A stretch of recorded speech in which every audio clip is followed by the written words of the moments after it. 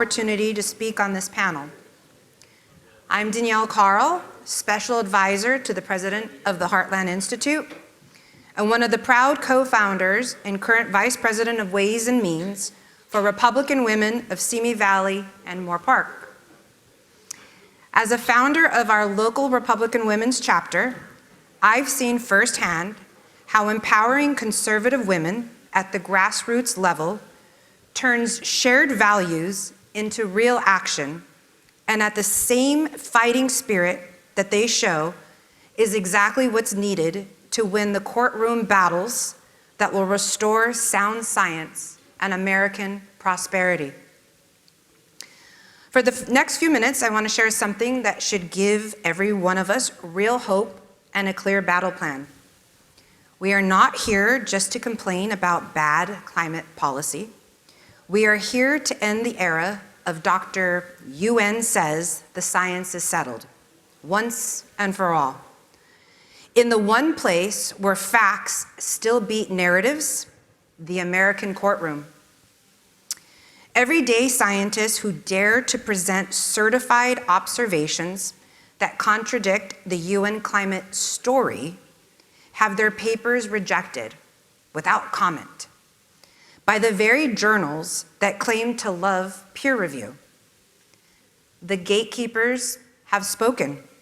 If it doesn't support the narrative, it doesn't exist. Federal courts are different. They remain the last safe haven for real science.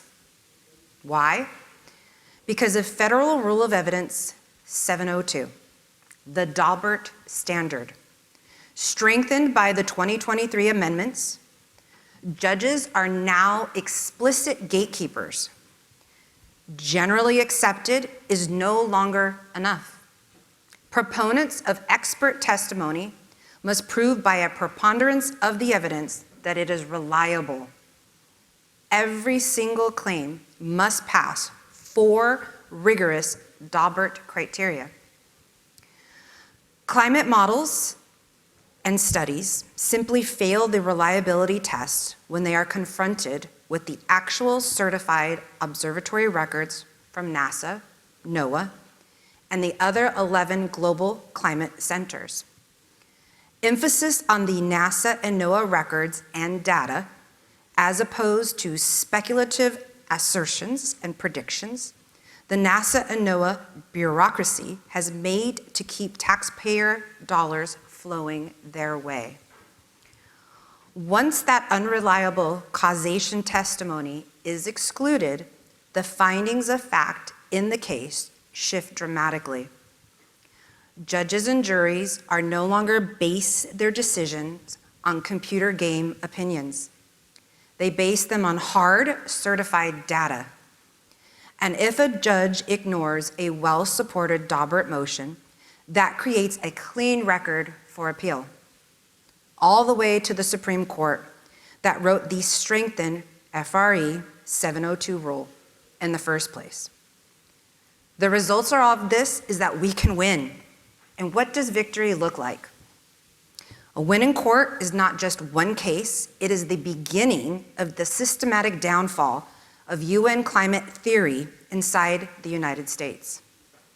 It creates a proven playbook that energy-producing and Western nations can use to defeat modern-day politically imposed pseudoscience wherever it appears.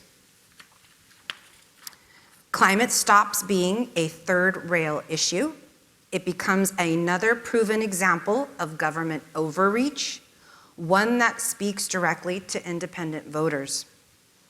It strengthens the case for continued conservative leadership that recognizes climate realism in 2028 and beyond. The human and environmental benefits are enormous. Accelerated greening of the earth, stronger marine and terrestrial habitats, higher living standards for everyone, especially the poor, through lower energy costs that restore access to education, healthcare, and opportunity. We are not starting from zero. Millions of social media views are already shifting public opinion in support of the EPA's heroic 2026 rescission of the 2009 CO2 endangerment finding.